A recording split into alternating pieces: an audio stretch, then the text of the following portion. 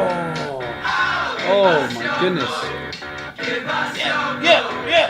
Yes! Oh my goodness, it's May 29th. Oh, Summer's coming, motherfucker. summer is on its way here. It's been gorgeous up in the Pacific Northwest. Oh, dude, these past couple weeks, man. Thank you so much, everyone, for tuning in. Right now, you are with Pacific Experience Podcast, and Pacific Experience Podcast is with you. And we were drinking some Rude Parrot from good old Seven Seas. It's amazing. Everyone, thank you so much. So much for tuning in. We are at 199 downloads. We appreciate it all, dude. I love it. Yeah. I love seeing it grow. I love learning. I Learning. love being able to Open mind. listen to podcasts and like laugh at the dumb shit and weird things Fuck that yeah. I say, and then somehow make it a little bit better, a little more professional, and still be myself. And it's fun. I really enjoyed this, so thank you for those that enjoy it. Drink to that, man. Hell yeah. I thank you to everyone out there who does enjoy it. I've gotten some feedback. We've gotten some feedback, and we appreciate it. Send us all the information you have and all the opinions you have. And like I said, anything and everything you got, send it to pacificexperience@gmail.com. But boy, let's get this kicked off. Austin. Yes, sir. Bro. Wendell. Bro. Bro. Bro. Yeah. How you doing, man? What's up? Good. Busy. Busy? Memorial Day happened. Yes, it did. Great. Did you have a good Memorial Day? I did. You did? You know, it's easy. Something happened. Huh? Something happened. Oh, dude, great No. thing happened. Went out hiking. Great thing? Mount Rainier. Went to Green Lake. Beautiful. You went to Green Lake. Green Lake, yes. Okay, where's Green Lake? Green Lake is right near Carbonado. So it's like 8-10 miles past Carbonado. ¿Dónde está? Mount Rainier, lower base of Mount Rainier, going through, basically you follow through Puyallup. You head towards Parkland, but you head through Ording, Buckley, Okay. Wilkinson, which is all just, it's all basically that land around the base of Mount Rainier. Yeah. Okay. It's gorgeous out there, dude. Farm, it's all just beautiful. And one of the most beautiful things about it is that when we were driving back, but anybody that has like open space in which pretty much everybody has acreage, Yeah. you're exposed to the mountain. So like your backdrop is Mount Rainier. Is Mount? And it's Yeah. up close and huge. I went to a family reunion somewhere out there, I believe, once because It's I remember incredible. the only thing you could see was Mount Rainier. That It's was your only view. incredible, Yeah, dude. it covered the entire view of anything. Yeah. It was amazing. So, I would just say, one, Memorial Day, you know, you grew up as a kid and going to school, that you just have these set holidays where, you know, you get weeks off at a time, don't really understand what they're about. And even up into high school, Yeah. it just is like, oh, we have another, like, break. Memorial Day. You don't really realize how lucky you have it till like mid high school. You're like, oh shit. Yeah, all This the is breaks pretty that you get, badass. their schedule. Yeah. But yeah, for all the people that have served, I think as we talk and learn and grow throughout our lives, you make your own opinions, and I can just say it's definitely a tough job. I have a couple people in the military, and I have friends. Wendell is one of them that's been in the military, and you know it's not something that is, I would say, for the faint of heart or even for the weak-minded. I feel that people that go into it with a weak mind, they hardly make it through, and they leave at the earliest convenience. And I feel that other people that can stand it, they just come to personal conflicts, or they can't find a reason to continue a career, whether it's agreeing with values or how the job is done. And it does. But the There's whole point people of, who thrive on it too, man. oh yeah, I see. I feel like I was someone who's like they get the opportunity to get yeah, sure, yeah, I'll go home. You know, like, you know, I was in a, you know, everyone has their situation. Yeah. You know, everyone's story is different and everything. College, military, whatever they do. But I also but I will say, dude, I feel like, and do know from seeing, there was a lot of gung ho guys, man. I mean, you know, men and women who, that's not only not all they know, but they live it and breathe it, and that's kind of how it's meant to be too. Yeah. You know, it's meant to harness those people it needs those people, those souls, to just commit everything about them, including their soul, to that. I don't want to call it an organization; that's an understatement. But military, right? Yeah. You know, that kind of, Well, whether it's to the military in like general or their unit or whatever it sports, is. Like if you're on a like whether it's football, basketball team, but it's like you believe solely in that team aspect and in the sport you're playing, and it does, like you have that belief of where it's just like, listen, I'm here to do my job and do it well and to play to the best of my ability. Fuck yeah. And I admire the strict. I don't know how to phrase it. Not strict discipline, but in a lot of different jobs, careers, things that, skills, trades, and arts out there that have to be, that we need to have out there, that generations need to have, and need to be developing, coming forward.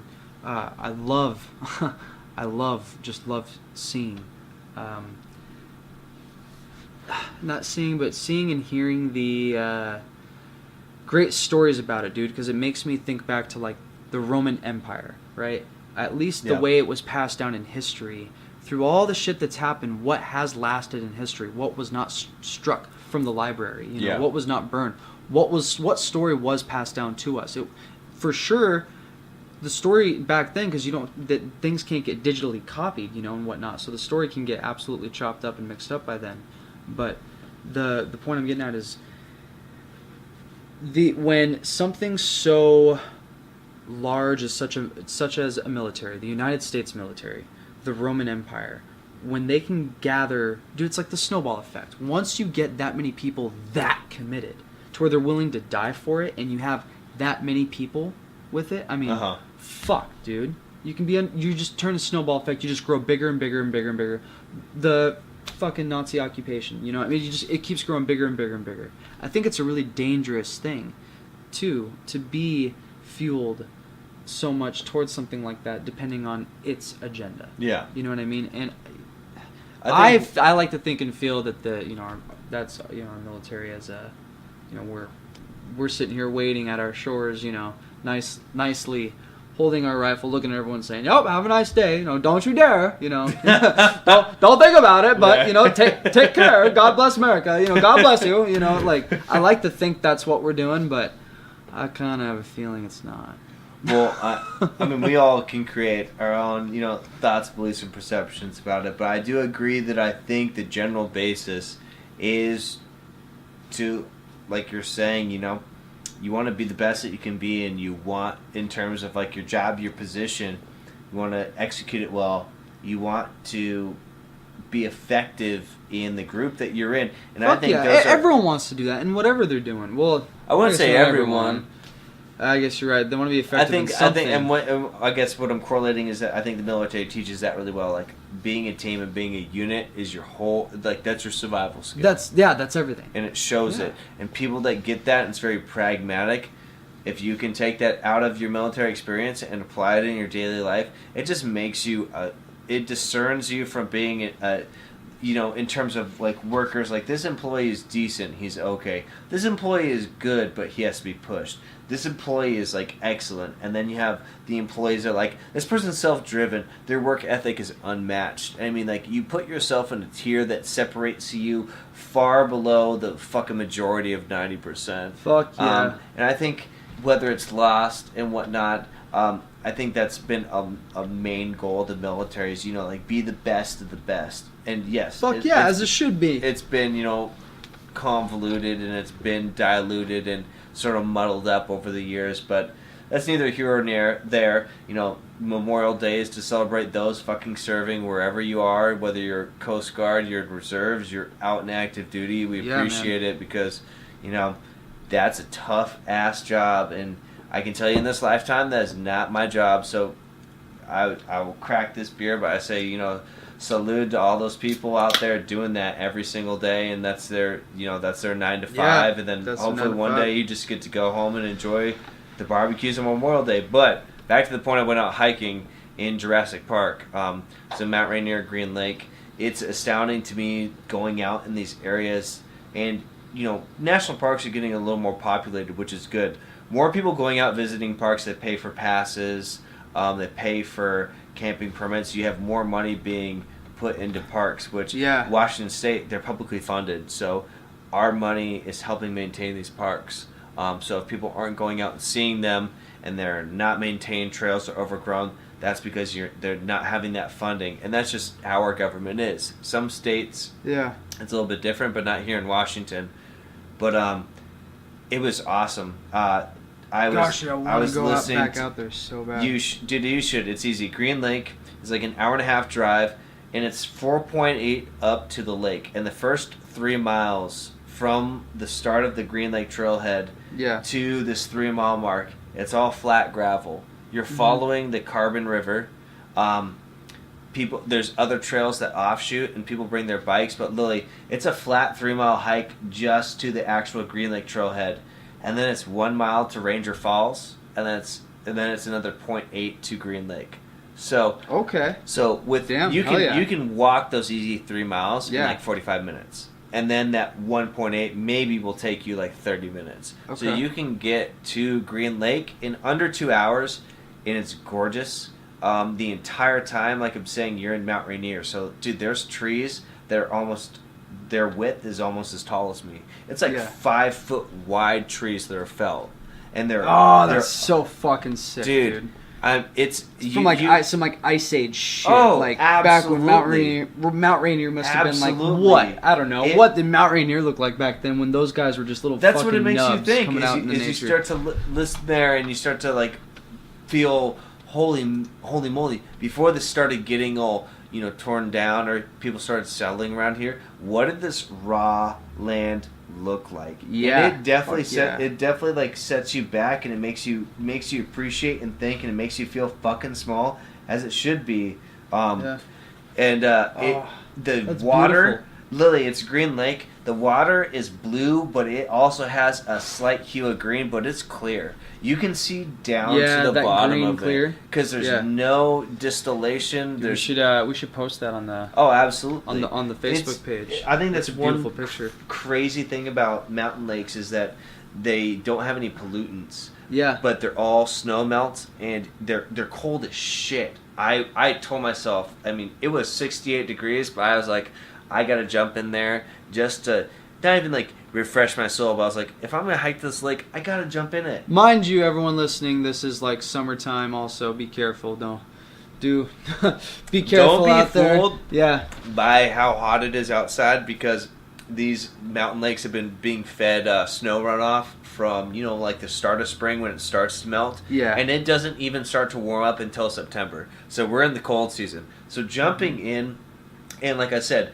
so I'm on this log. I get up to the lake, and this lake is basically, it's got like a mud bank around it, and it's got a little creek.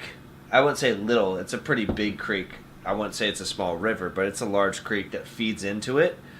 But these trees that are on the mud bank of this lake that literally like they feed into the lake, like I said, they're like 6 or 7 feet wide. Yeah. These trees are huge. You could sit on them cross-legged with food and a beer and be stable. That sounds amazing. So it's like a living diving board. Well, dead. But I'm out there, and I'm just so at peace. And lake, you have parts of these valleys and the trees. Gosh, I need some of that shit, man. Dude, it's so resetting. To get out there and to feel so small, but also that's all you're focused on. It's not anything like when you have your work, like all the energy that goes on when you're in your work environment, the city, cars, all of that. There's so much like white noise. It's true. And then when you get out in nature, it's all quiet. Yeah, it's all still. It's very relieving. And it allows you, the tension in your mind and all the shit that you think about on a daily basis, it all unwinds, and your brain can just almost just sit there and breathe. It doesn't have to focus or think on things. It can take in what you're observing. And kind of like how that one guy explained, that one comedian explained how men can think of nothing. They have the nothing box. You know who that guy is? You know who I'm talking about? I've heard it before. I know what you're saying. Where women are like, "How can you be thinking about nothing?" It's like, yeah, well, like we're really great at doing it. Men can actually think about nothing, dude. I believe that shit. I believe actually that man, as in males, can think about nothing. Oh, fuck yes. You're like, that one comedian explained it how, the men have, they categorize everything into these boxes. It's hilarious. It's on YouTube, dude. He's talking about these men categorize everything into these boxes. The bills go here, family goes here, this goes here, work goes here. And the boxes don't touch each other, right?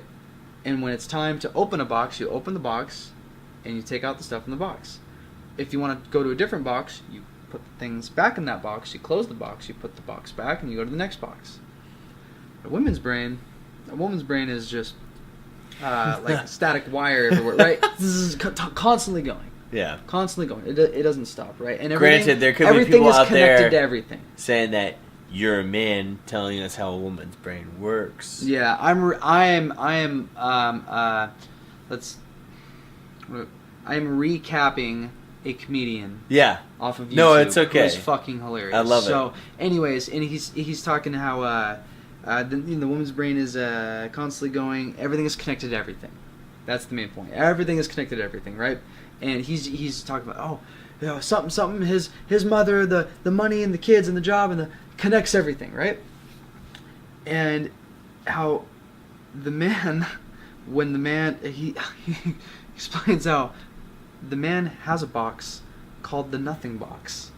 And it's not that they are never not accessing a box. Dude, I enjoyed that box. There is a box where there is nothing inside of it. But you open it. Where the only thing you are doing is breathing. Yep. I fucking agree with that. Oh my gosh. And it's so funny because if you play this bit in front of people, especially in front of, men and women, you'll see the reaction of everyone. And that reaction of everyone, I've done this, dude. The reaction of everyone is that they agree. And when everyone agrees with a comedian, it's true. That's what makes it funny. It's because it's, that's true.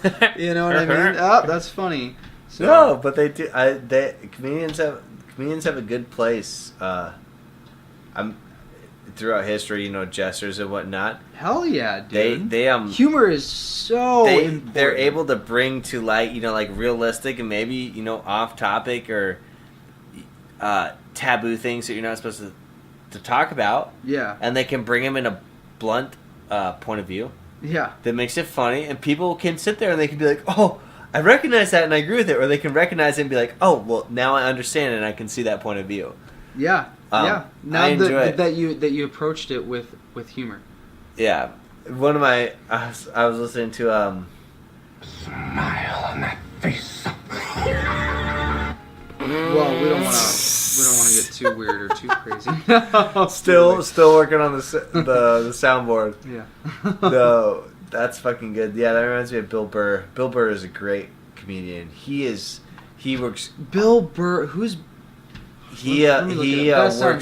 He's bald. God damn, that's not a good descriptor because I feel a lot of comedians are bald, but he is a really good comedian. Oh, okay, that guy. I would say he's funny. He not only is he smart and funny, but he does some really good stuff. And he talked about one. And granted, I think this is just funny, and it's a nice little change up because I was listening to a bit that he did, and it was on YouTube. About women's rights, but he's basically arguing about how women actually have more rights than men. Oh shit! Yeah, and so and here's the thing: shots fired. Being in a liberal state in Washington, especially where like feminism, the feminism movement, and gender equality, and all this is going on. Movement. It's a very prominent thing here. Okay. Feminine, I don't give a fuck what you want to call it. Listen, women have gotten more proud, and you're allowed to be, and you're allowed to, you're allowed to fight for your rights and things like that. That's not what I'm saying that I'm disagreeing with or that you shouldn't do. I'm not at all saying that. You go for it. Like, fucking do it. Stand up, girl. You stand up for your what you believe to be true. Is there I have to ask, is there a feminism movement going on? Yeah, absolutely. People will probably be very mad at me if I don't know that. I'm sorry. There's a lot of shit that you don't know about either that's going on. So well, and that's we're the here thing to wake you up, and is please people wake can sit us there up. and be like, "Oh, This is you what I'm don't know talking that about, you're dude. I love dumb." learning. And it's like, "Oh, well, cool." Then I can spout off something that I know that you don't know, and I can be like, "Oh, well, if you don't know it's not about that, If you're everyone being a just dumb approached it with social open idiot." mind, saying, "Oh, tell me more." Yeah, and, just exactly. You can't believe everything you hear. But there definitely has been a feminism There's movement going on. Okay. And I think it definitely started to hit a pinnacle. I remember hearing something on the radio, but it was something about a movement, feminism in politics, though. So it was in a certain category, a certain field of, you could categorize that in general as the workplace, but you know, a certain field of politics. But well, definitely the in terms of like whether it's like local government or going up to like the White House and things like that. Women have definitely been making breakthroughs. I see. In terms no of one's being gonna appointed. say we're even until someone of a certain something that we categorize. Well, I think in here's gender is made here's in a the White good House. argument, or I wouldn't even say argument, but I think it's just something that I can agree with. There are jobs that different genders do well. It doesn't mean that the other gender can't do those jobs, but when people, and I feel this is a very common argument, especially for, I feel you have a lot of liberal argument, young like, people, and I ago. remember being young, and I say being liberal, but like when I was going to college in Oregon, and I started watching a lot of Live Leak videos, and was like, oh, police are basically the military now, look what they get to use, and I started basically not learning or not reading. I was just taking surface facts and then providing videos and being passionate about it. The easiest thing to say is, like, why do women get paid less than men? Why do women not have these same jobs as men, or the ratio of them getting hired is much lower? Are these things that you're saying, though, were these like proven statistics, or were these opinions from people? Well, they're proven statistics, but here's the thing: is that they could be very skewed. In terms of the pay inequality, you have to look at the jobs that you're talking about in terms of pay inequality. And here's the number one thing that I tend to find is that the jobs that they talk about pay inequality, they tend to be, I feel, jobs that have a higher physical skill set to them. And I know there's going to be a bunch of raging fucking people out there being like, oh, yeah. But I quite often find that argument being made, like, women get paid less an hour than males. It's like, okay, well, in what jobs and in what term? And please tell me and show what you're speaking of. Because is that true, though, dude? I mean, because for a long time it was, and that's the thing is I think that's right the problem. Now I feel like there's a lot of is that you have the equality stigmatism of where you look at the past and you look at this inequality that happened for a long time, right? And so it's like you grab a portion of that and you'd apply it to now. It's going to take for a whole generation to be born and to pass away for something to truly. But I think we live in a day and age now where it's like if you have the skill set and you can do the job well, it doesn't matter if you're male, female, transgender, want to identify as a goddamn penguin. It's like as long as you can do the job. We don't care if you're identified as a piece of paper. Right? You want to be a cork for the rest of your life? That's cool. Like you can do that. Like I think there's a skewed part of that where they look back at the past and be like, this has been an injustice for so long, so I need to fight for it. But in today's day and age, it's diminishing. The other part of what I'm talking about is jobs where just different roles play better. They like to talk about like, well, why aren't there more easy one? And I pick easy ones because it's easier for me to understand. I'm anxious. Drum roll. Why aren't there more women in the police force and military force than males? I feel like I see a ton of women cops. Well, I would say if you were to look at the majority, I think it's smaller. Majority. Very much smaller. Is it growing? Yes. But I think that's one of those things where it's like, well, you look at regardless if you call them gender roles, there is a mother bear mentality, but there's definitely a huge protector and I would say bravado and aggressive mentality to men over women. Vice versa, why are there more women nurses than male nurses? because women have a wider range of emotions and can multitask to deal with so many traumatic and sympathetic and emotional things. I'm not a fucking expert. I'm just saying, that, you know, like you making those two arguments, it somewhat to me seems a little more obvious than people want to get. It's like people want to make the situation more complicated as opposed to saying like, well, no, this just makes sense because this is what it is. It's not saying that women can't be in the military or can't be cops, and it's not saying that males can't be nurses. You're right about the facts about what you're saying about the majority, but that's normally how it is, and you're right. That's how it is right now, and that's how it has been. But maybe what the other side would argue is that maybe these are ways of, let's say, was what was once modern society and is now in the history is things that we are fading away, right? For example, it used to be rude to have a hat on indoors. That is a custom that parts of the military still hold today. Yeah. But in society, not at all. Not even for older folk, people who we can, who are fucking old in today's day and age, right? Even them, that's not rude to even them. So that is a super old custom, but that's once how it was. It was that way. So how long does it take for something? And I'm sure the answer is it depends. There isn't an answer. It depends on how big of something is. For something to, I keep using the word something, but what I mean by something is something that fading away as far as a custom in society. Something that, for example, back then, women did not go out and work.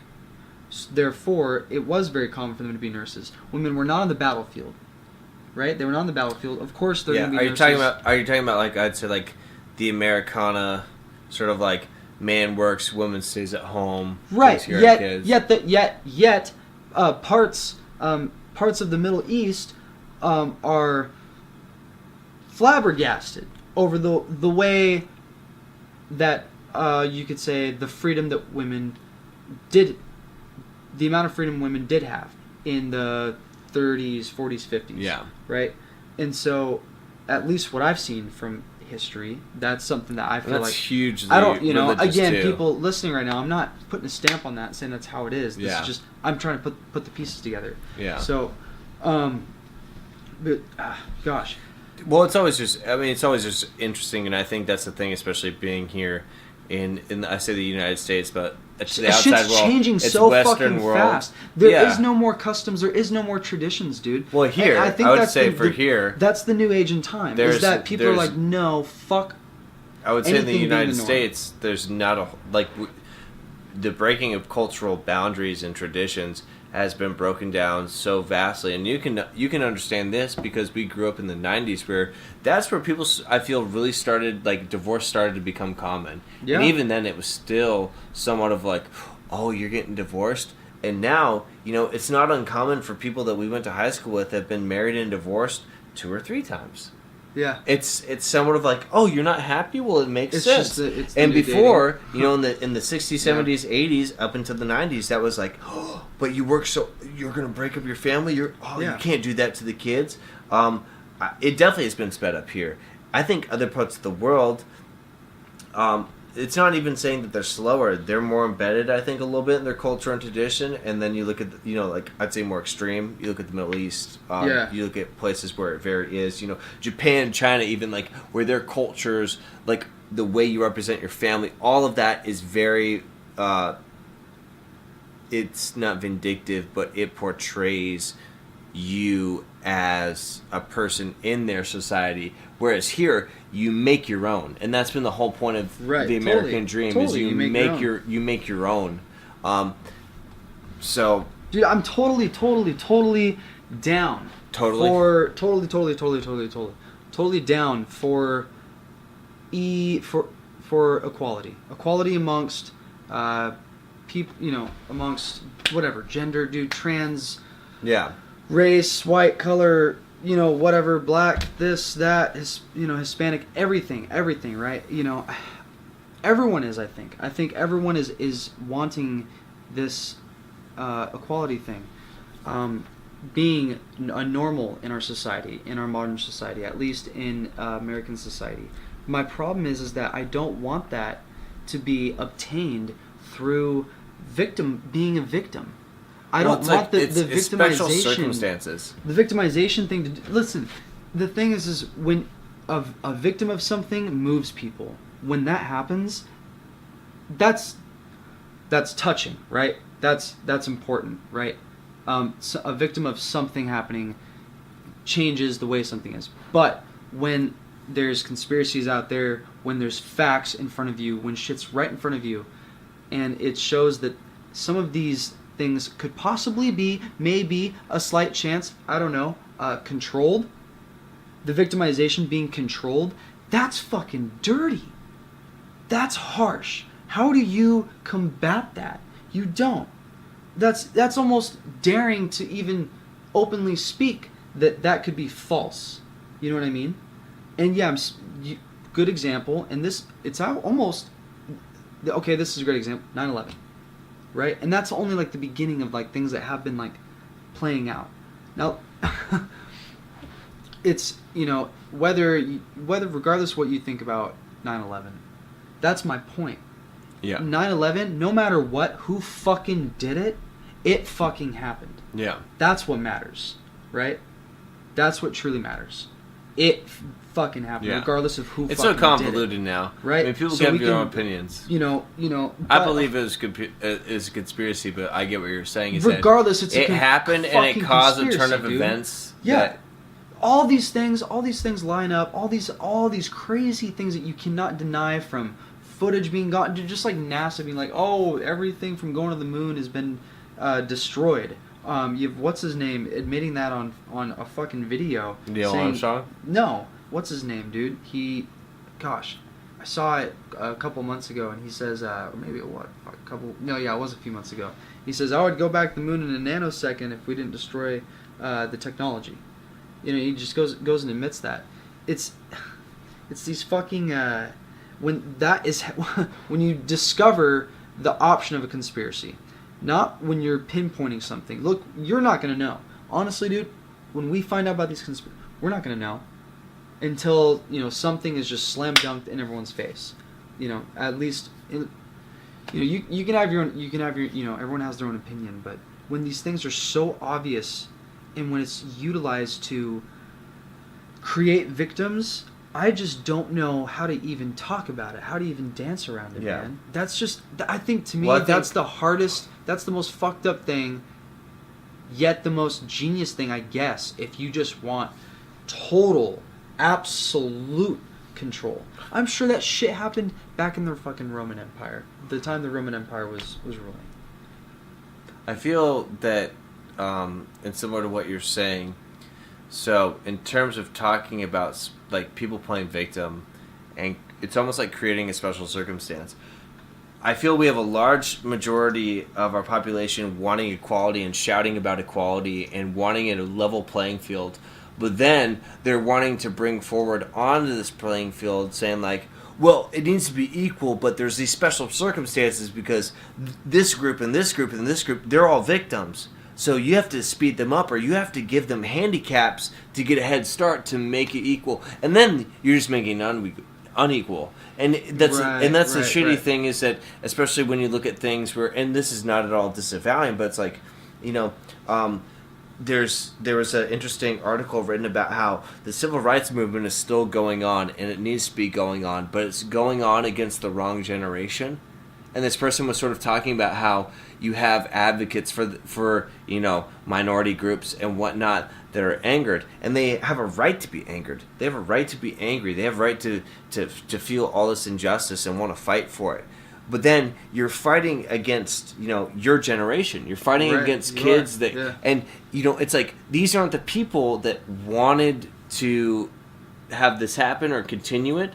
Granted, there are kids in our generation. It's not disavowing anybody that is, like a white supremacist or a Nazi, or there are people in our generation that still believe those beliefs. Yeah. But I would say there's a good majority of us that agree that it shouldn't have happened, or these seem like things that shouldn't have taken place, but they did, and we weren't alive. They were out of our control, and now it's like we're sitting here, and I won't say me personally or anybody that I know is being like extracted for justice or atonement, but that is sort of the feeling, is that these people are like, we need to get something from you to atone for what your past generations weren't willing to give up and used force, violence, and all this to suppress. I think that comes where that comes from, though. That comes from fuck. Dude, I had a great example of, I would say, especially here in Washington State, of sort of, this like social justice, feminism playing out. I work at a brewery, and this was about a year ago, so it's an older incident. But it was a summer day, and I'd gotten off work, and I was waiting for my shift pint, but I noticed that there was a bunch of glasses out on the table. So I took a bus tub, I started busting glasses for the serving staff, and I went and set them up on the part of the bar where the serving staff comes and collects the glasses. And I knew that one of our bar managers had recently gone on vacation with one of our other employees who she's dating, and they had gone to Hawaii, and they're both Norse, like they're Viking white, like they do not soak up sun. So I was trying to find I was talking to her a little bit, and I was trying to make a joke about how, like, oh, how do I talk about you had a good time on vacation without making it sound awkward? I'm just like, hey, how was the sun? So I was trying to think of jokes, and so I'm setting this tub of glass up there, and the first two things that pop into my head were, you look browner than usual. And I was thinking, wait, that sounds racist. And I was like, you look whiter than usual. And I was like, that still sounds racist. But so I literally just set this tub of glasses, and I'm quiet, and I'm like, hey, Chrissy, that's all I said. And I had this glass tub set up there, and this chick on the corner of the bar, we have a 360 bar, so probably about 20, 30 feet away. This chick's sitting down with shaved side heads and basically like a mohawk, which is very vindictive. It sounds stereotypical, but when enough fucking people do it, the stereotype just becomes real of a feminist. She's got the shaved side head, she's got the mohawk. Yeah. She leans over the bar and she goes, Hey, sweetie, you got 25 cents. What's that? Smoke? From like Monsters Inc. The slug lady. Oh yeah. Mike Wazowski. No, not like that. But I could totally do her. She goes, "Hey, if you're gonna hit on the bartender, don't. You'll be like the fifth dude to do it, and it's gross." And I was just shocked. So, that was with the voice. But I was just really shocked by what she said, where she's like, hey, if you're going to hit on the bartender, please don't do it. You're like the fifth guy to do it. It's really disgusting. And I just sort of was taken aback, and I was like, oh, no, I work here. And she goes, yeah, I'm sure you do. And to which Chrissy, behind the bar, was like, no, he's actually part of our brew staff. And all she did was go, oh, and sit back down. And that shit is really fucking rude. What the hell? And it's really fucking entitled. And that's the type of shit where it's like, goodness. That's where it's like the special circumstance, I feel, where it's like, you know what? If the roles were reversed, that's fucking crazy. If the roles were reversed, where you were hitting on a male bartender and I said that shit to you, you would have spent the next 20 minutes blowing up in my face about how that's so, hypocritical of a male to say to a woman, I wasn't even, I was just so dumbfounded by it that I didn't even sit down for my shift beer, because all I really wanted to do was just, go up to her and just go, Rah! I just wanted to scream in her face. That's such a stupid fucking thing to do. Wait, just, God. Can you do that scream one more time? Yeah, I totally can. It's... Yeah? When? Oh, just go for it right now. And we're going to take a break. Oh my God. That's right, we're taking a break. This is Pacific Experience, and we're going to go take a break right now. And God, you people are beautiful. Thank you for listening. Oh, shit. She told them diggers she was having my baby's will. What song is that? So it's by Shaky Graves, and there's a recording I know of it, but it's called Gold Digger.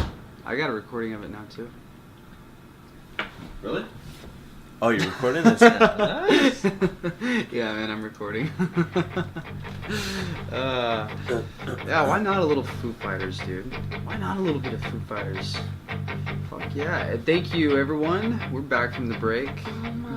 This is Pacific Experience Podcast, and this is episode... Fuck. Who gives a fuck what episode it is? This is Pack. Six? This is Pack X. This is actually episode 7. Episode 7. Episode 7, yeah, and I have some things on there. A new noise. New noise is a segment I've actually been working on. I'll be having some more posted out, and then we have interviews. And I actually have some people coming over soon who I'm going to be doing some interviews with. Nice, Some really interesting people. TBD. I don't want to say their names, without getting their permission first. So it's just been something that it's hard, man. No, understandable. I've been contacting a lot of people. Hey, those of you listening, if you want to get on, if you got some bullshit to talk about, fucking hit me up. Hit up Pack X. Hit up Austin. Just contact us. We're think very that most people listening open-minded are and people willing that to learn. I know, and just hit me up. Yeah, that's the main thing. Is here at Pack X, we're all about the Pacific Experience. The Pacific Experience to me is being open-minded. Up here in the fucking corner, good old top left of the United States of America. United States of America. But we're up here in the PNW now. We're up here in the PNW. Dude, I love the Foo Fighters. Do you actually know what what Foo Fighters means? What that Foo is? Fighters? Yeah, Foo Fighters, man. Do not know. I'm assuming the Foo is an abbreviation for something. You know, I kind of thought that too. So apparently, what it is Foo Fighters was the nickname given to the mysterious lights that would fly up near our B-52 bombers during World War II in the Pacific, heading towards Foo? the Pacific. So these little lights would show up and would perform maneuvers, aka UFOs, Yeah. orbs and shit. They'd perform maneuvers that were, unexplainable to that time. Incomprehensible. Yeah, that's an even better word. To that time and to this time. And the pilots throughout World War II named them Foo Fighters. See, at first they thought it was a technology of Hitler's for a long time. And by a long time, I believe for like a year or so. Now, of course, I don't think we're going to know the details on a military mistakenly trying to figure something out, throughout a year. That's not going to be necessarily made public, I wouldn't think. But at least through the scuttlebutt of the people involved who've been vocal about it, this isn't a conspiracy either. This is not a conspiracy at all. You can Google this shit. I'm not going to take the time to Google it here in the podcast. But yeah, look it up. Google it on your own. Google Foo Fighters during World War II. You'll completely see it's not a conspiracy. Good ass. Speaking because it's Memorial Day, but I just have so many stories that I've heard through people that were in the military back in the 30s, I heard through 40s. A people of a person from somebody from from the mouth of a goat spoken to a waterfall from the gods that spoke 20 to days a walnut in the that I ate. sands. Yeah. 30 which is days crazy, in the dude. fires. It's crazy. This is a little awkward, but This is a little awkward. As I wanna be on remember correctly, my ex-girlfriend, her grandpa was a bomber pilot in Vietnam, and he flew, basically by starlight all the time, navigating and whatnot. But could have been through him. That's fucking nuts.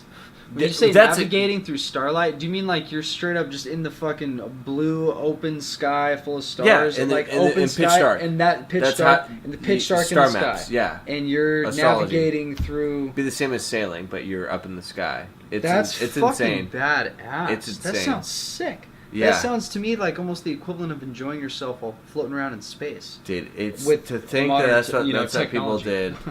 did. And you got to think about, when you didn't have radar, when you didn't, like very primitive, and it was based off, basic mathematics and things like that. Like, this is what guided you through when you didn't have bearings. It was like, okay, you need to look at what stars, and you need to know constellations, and you need to know like, okay, this is this, and this is means like this is north, or it just that it seems so complicated, and yet it's so simple to what today is. Yeah, what we're used to it. Yeah, you just look at your whatever device it is, whether it be a compass built into an aircraft, the fucking compass on your phone, the compass in your vehicle, the compass on We're your so laptop, used to GPS. on your watch. We're so used to technology, GPS. just like Dude, guiding us. I have to know where the direction is at all time. I have to know. I think it's If I don't know interesting- north, south, and east and west, to me. I think it's interesting that when you have GPS going on your phone, even when it tells you like in 8 miles take a turn, you're still constantly looking at it. I find myself doing that when I'm true. like That's true. following towards hikes, and it'll be like in the next 20 miles you're going to take a right on so and so. I'll find myself like within 5-10 minutes. I still look at glance at the phone Because that the one time you It's don't, dependency. It's the time fucked you up. don't is the time when you're like, oh shit, my exit is right here and it's 3 lanes to the right and I'm on Interstate 5. I'm on I-5. There's cars everywhere and you miss your fucking exit. And because of the way it's shitty, things are so shitty, you now have to drive like another It's stressful 4 as miles shit. until you can get on another It's ramp stressful to as turn shit. around to get on another ramp to turn around. And in order to do that, there's so much traffic in the lights that when you do that, you're adding an extra 10 to 15 minutes. Oh, but there's traffic on the highway too.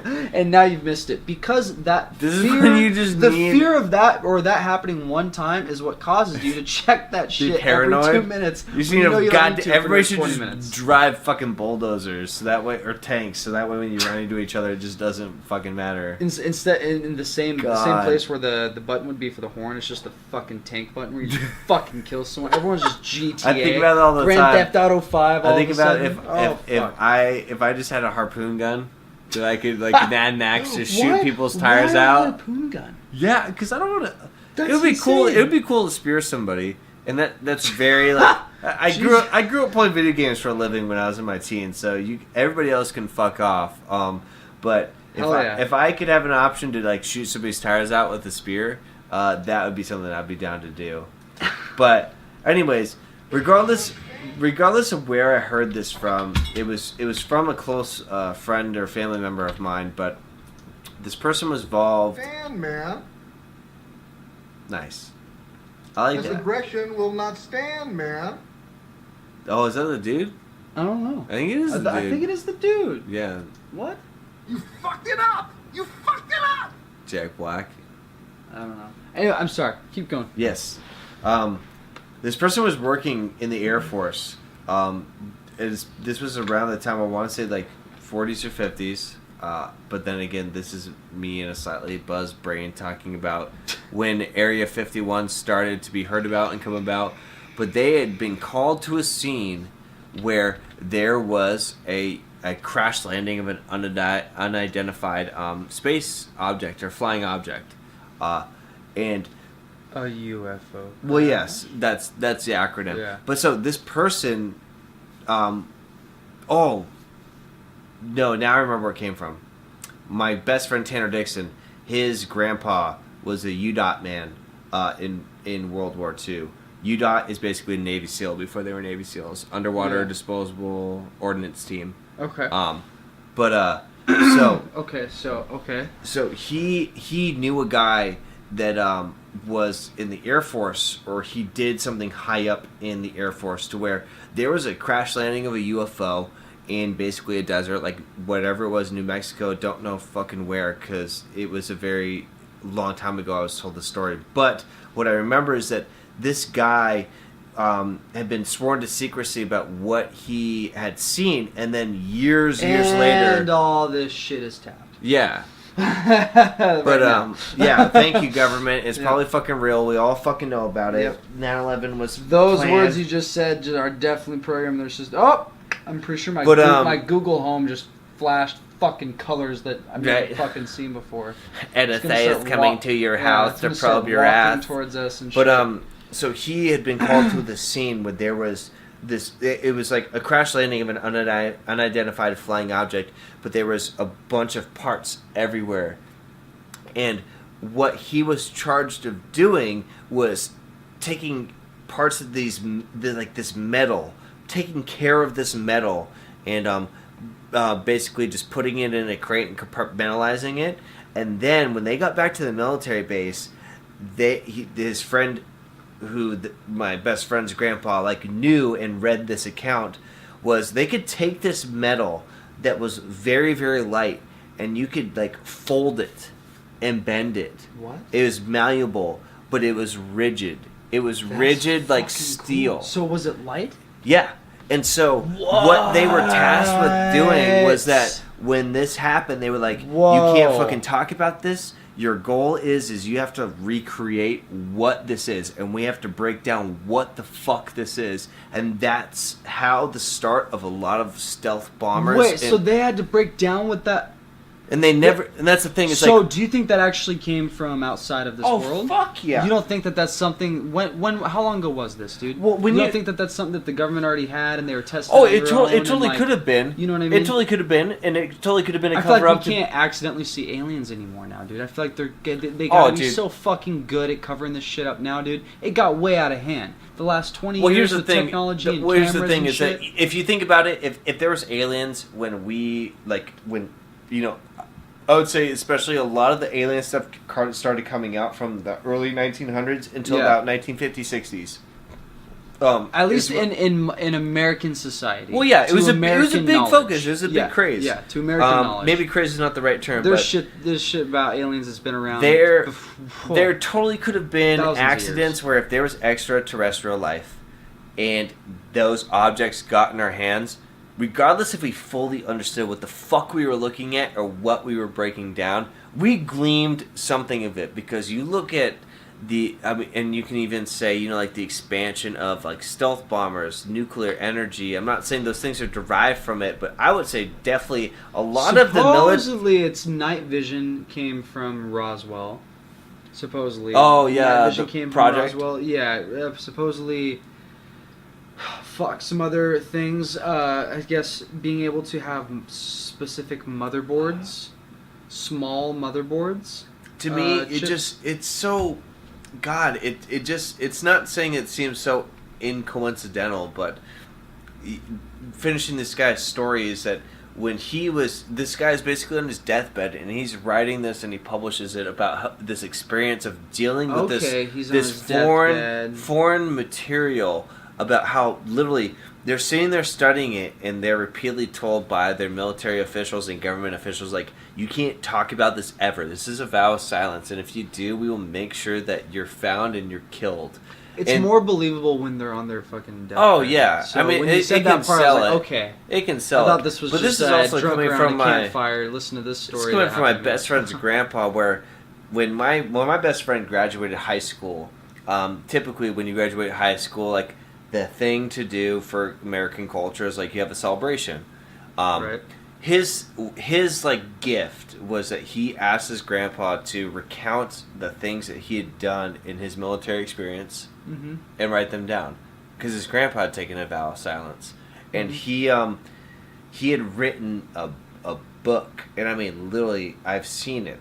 He doesn't allow me to read it, but he's told me stories. But it's a pretty big book of stuff that he did as a UDOT man.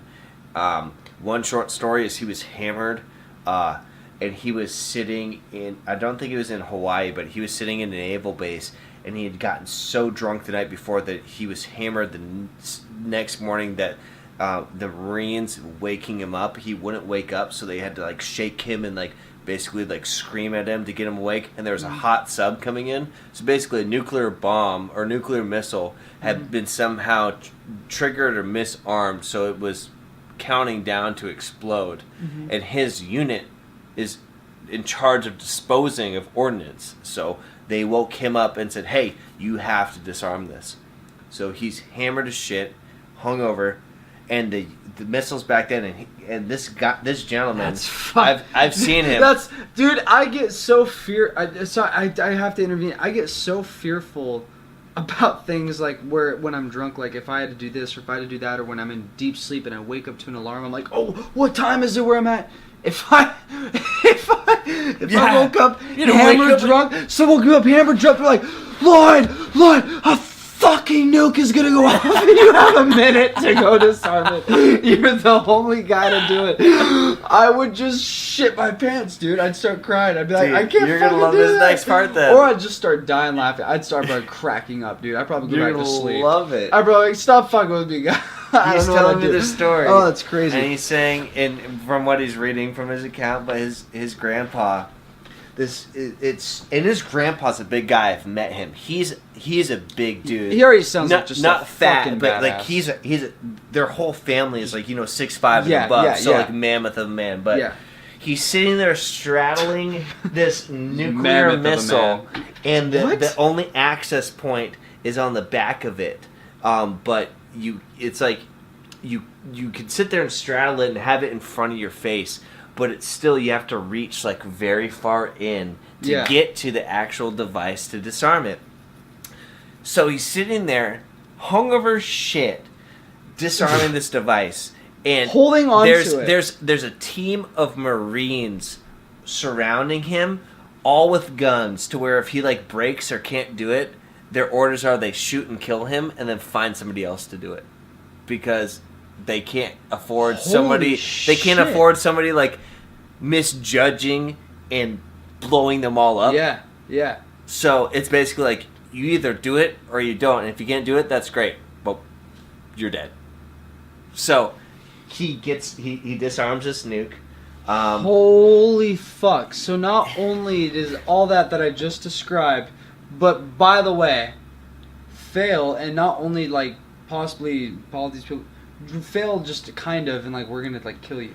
Yeah, and I think especially part of that mentality is like it shows you're not cut out to do the God, work I anymore. appreciate sleeping. I appreciate my freedom. Dude, Sorry, keep going. That cuts made out me what? it's like I think it is part of that mentality of like, if you can't handle this, you're not fit to do the job. So, and Totally. dude, it just fucking blew me away, and it made me crack up too. Like, there's no way I could fucking cracked do up, that. dude. I There's swear no to way I God, could yeah. do that. Yeah. Dude, it's so important. Somebody Think about these guys. woke me up hungover, being like, "Listen, you got to pay an extra month's worth of rent right now." I'd probably just go sit in the toilet and shit my brains out and cry. I'd be so Yeah. upset. And Hey, reach out to Pack X. What is the worst thing that you could be told? yeah, to do- hungover, told to being do when you woken up woke hungover. Woken up hungover. What is the worst thing that you think you could be told to do? Actually, let's be mild with that. I don't want to read some fucked up shit. Yeah, I don't want you to make up some kind of shit. Yeah. It's Don't- gotta be Don't stressful. get creative. Yeah, it's gonna be stressful. Real Nothing life dark. stress. I don't want dark shit. Leave that shit out of it. Yeah, realistic. Not real. Yeah, woke you up right. I got your parents tied up in a house. Or there's something simple. I'm gonna wake you up right now. You have to do your taxes. You have to make an omelet and change your oil in the next 25 minutes. Okay. I'm gonna kill everybody you If ever you knew. don't, I will show baby pictures of you on Facebook. It's like, fuck. Oh, what? That's not too bad. I don't know. That's not too bad, baby pictures of you on Facebook. No, I wouldn't do that. I'd be like, fucking post that shit, bro. I'm not doing Dude, that. I don't know. But, or what else? I don't Do know. it. Or I'm gonna do something gnarly to you, dude. I think it's really important. Think about these guys, dude, that have these experiences like that. Think about how many men and women out there who have gone through insane experiences like that, where they are sacrificing themselves, and more, or when they come to a near-death experience, or when they're actually a hero for something and the credit's taken, how many insane stories happen out there that are covered up.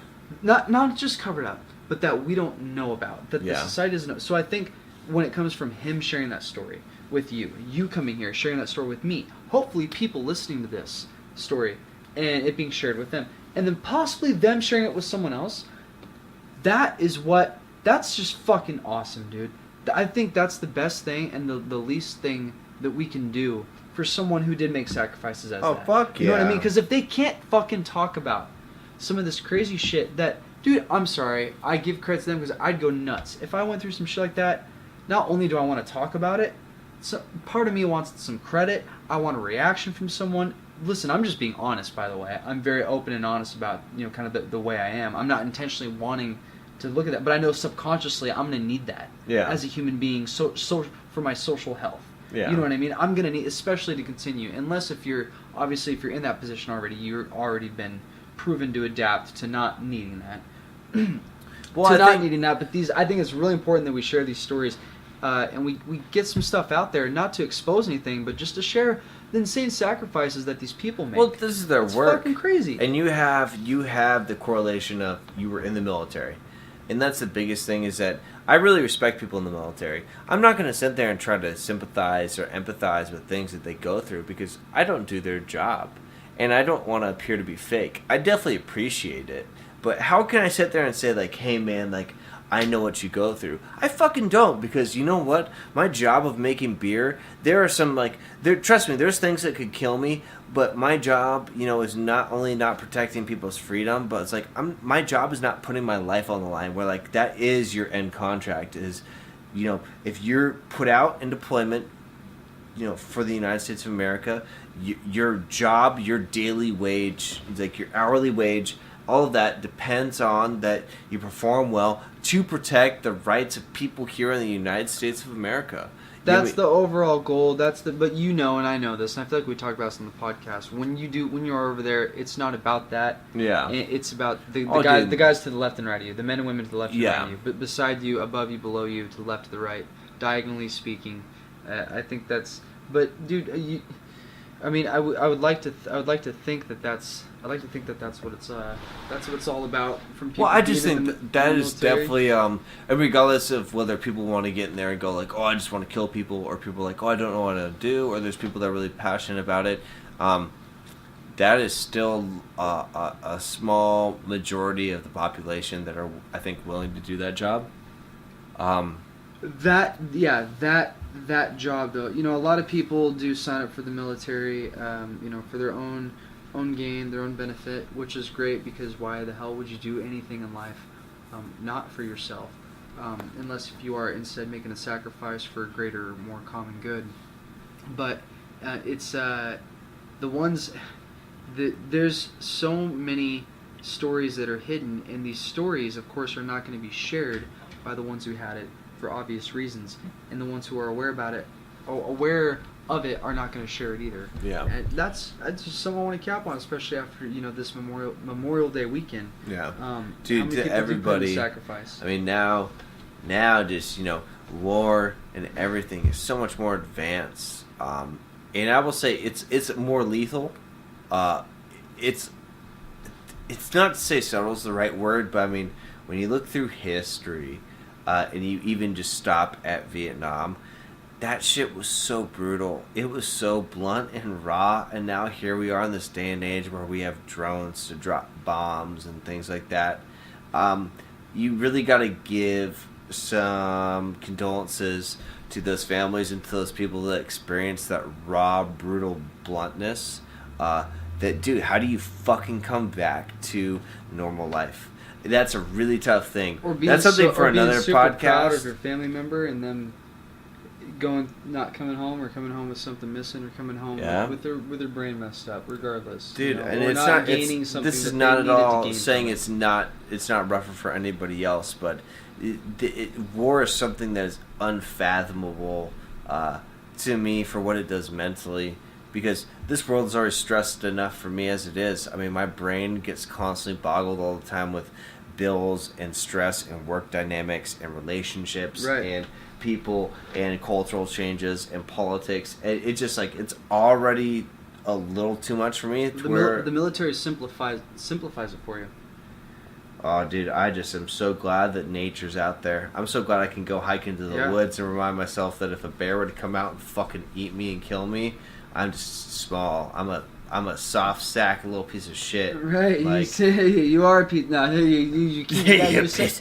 Yeah, dude. I really want to give a shout out to just people joining the military. Not people joining the military. People. How many people out there who want to join the military, who have attempted to join the military and cannot? Shout out to my dear cousin out there who is enlisted in the Army. Very, very, very, very proud of him. And I remember having a conversation with him the night before he went to boot camp, and I told him, I said, hey man, if you're ever in doubt, if you're ever thinking, fuck, I made a mistake or whatever, just think about how many people want to get in and have tried to get in and can't. You know how many stories I hear, dude? And I went through the experience of getting in, going in, being processed. And yeah, dude, you go through an insane process through a building of, hundreds of professionals, medical professionals, and their job is to eliminate any opportunity that you have to enlist in the military. That is their job. Mm-hmm. So within 60 years, we go from any fucking, swinging dick and two balls can enlist to we're gonna spend $10,000 per person enlistee to find any reason why they should not enlist. You know what I mean? So it's called the Military Entrance Processing Station. I'm sure a lot of people listening who have been in the military, or those of you I'm speaking of who tried to get in, are fully aware of it. It's also known as MEPS. A lot of people have tried to do that. So hats off to you, people out there who tried to do the sacrifice. You went in, you tried to do it, you went through the process, you took the steps to do it, and you couldn't get in. That's, I think, a huge part of the American people that is underestimated, that are willing to put in the sacrifice, that cannot put in the sacrifice. And on top of that, I feel like a lot of where my hat goes off is not to people going to make necessarily the sacrifice for the people. I don't think that people now enlist in the military for that reason. I'm sorry, that's just the way society is. Look, back then, what I mean back then is even fucking 17 years ago during 9/11, back to Vietnam, whatever, Gulf of Tonkin happening. People get rallied up. They want to enlist to protect the American people or to serve a specific giant, large cause, right? Versus just enlisting for your own reasons to gain something for college, whatever, to explore, right? See, travel, and go through all these adventures, whatever it may be. A lot of people enlist, and I think a lot of people think, whoa, what the fuck? This is not what I thought. This is not what I intended. And where my respect goes to them is not necessarily for them going and enlisting to serve our country, but going in for something that they thought it was, realizing it was completely not, realizing that actually your rights that you were born to are right now on hold. You don't have those rights. You are temporarily, at least for this contract, government fucking property. And if we tell you to go in this sandbox and bury yourself alive, you're going to do it. And guess what? If you try to take this to the public or somewhere else and say something about it, go ahead. It's fine. You signed right here. It's part of the mission. It does not matter. Yeah. And that's a very dramatic way of thinking about it. But I think everyone, when you enlist, you realize that. And whether you thought it was something, it's like a speeding process to growing up. Yeah, really it is. It's not. I mean, I'm sure it's the same way going to fucking college, in its own different ways. Fuck no. But I don't know. And I mean what I mean in the sense of getting to something and realizing it's not what it is. But here's the thing: college, you can drop out, go home, do anything. The military, when you have that realization of, oh shit, this isn't Call of Duty, or this isn't what the commercial said, this isn't what he said, wait a second, I'm not being prideful in serving my country. Whoa, I'm not prideful of what I'm doing. No matter what, it plays on all ends, all opinions and ways of enlisting and reasons to enlist. When you have that moment and you realize that, you don't get to do anything about it. Right, you just look at how many years you have left in your contract. That's immediately what you do. That's when it sinks in. It's kind of like when the bars shut. The kind of that theatrical cliche thing of when the bars hit home, they say, cling, the bars cling. Oh, that's when it clicks. Now you're in jail. You know what I mean? Like, you realize it. That's when you realize at some point in time, whoa, this is not what I intended. And again, to conclude this, where my respect goes out there is to those people, those men and women who realize that and they fucking power through it. Then they power through it, they adapt, and they go through, even though it's not what you originally signed up for.